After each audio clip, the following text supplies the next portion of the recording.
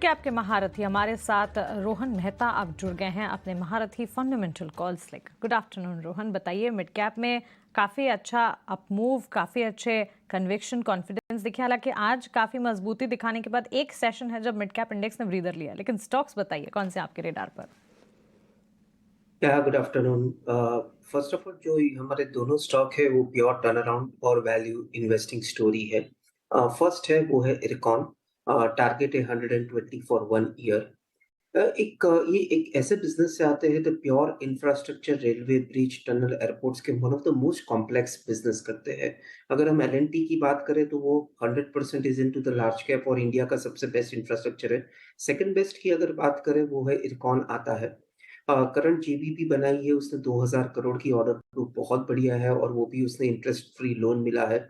और जो सब्सिडीज उसकी लॉस बनाती है वो करंट क्वार्टर में कॉन कॉल में उसके एमडी ने बताया था कि वो भी एक टर्न अराउंड बिजनेस पे आ रही है, तो वो भी एक प्रॉफिट पे स्ट्रक्चर पे बैठेगी।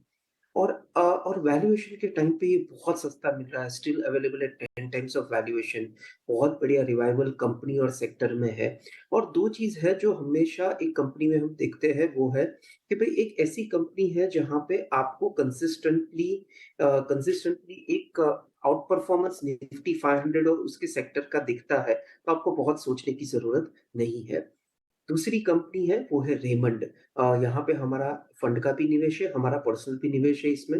रेमंड टारगेट है 2500 रुपीज़ फॉर 1 ईयर। रिसेंटली हम उसके कंपनी के मैनेजमेंट को मिले, सीएफओ को मिले, ओनर को मिले और हमको लगा कि ये प्योर टर्न अराउंड बिज़नेस है। हमको रेमंड बहुत लंबे टाइम से अच्छा लग रहा है, पर कहीं न कहीं मैनेजमेंट के पॉइंट ऑफ व्यू से हम बहुत कन्फ्यूज़ थे। पर जो मैनेजमेंट का लास्ट 1 साल में रीफ़ोकस हुआ है, it's a pure turn around business, management का फ़ोकस बहुत बढ़िया हुआ है। रिसेंटली जो बायआउट और डीमर्ज हुआ उसका बिज़नेस, वो एक पूरा एग्ज़ाम्पल है कंपनी का फ़ोकस दिखाने के लिए।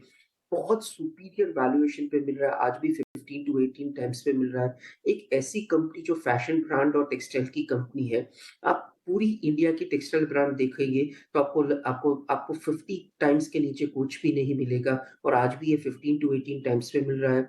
और एक ऐसा मिक्सचर है जो textile, fashion, real estate, FMCG, सब कंपनी का अच्छा फैशन, ऑफ कोर्स टेक्सटाइल सबसे ज़्यादा पैसा बनाती है।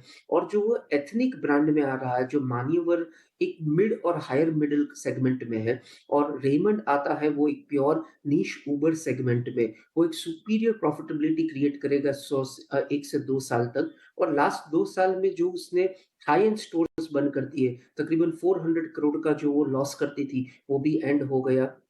सो it's a pure fashion brand at 11,100 crores। तो मुझे ऐसा लग रहा है इट इज प्योर वैल्यू, और 2500 रुपीज 1 साल तक तो तुरंत दिखता है। और क्या हो सकता है, that would be the next phase.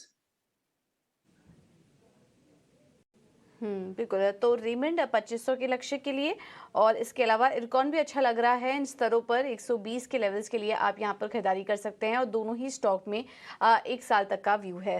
Rohan, बहुत बहुत धन्यवाद आपका समय देने के लिए अपना, और ये दोनों ही स्टॉक्स सुझाने के लिए।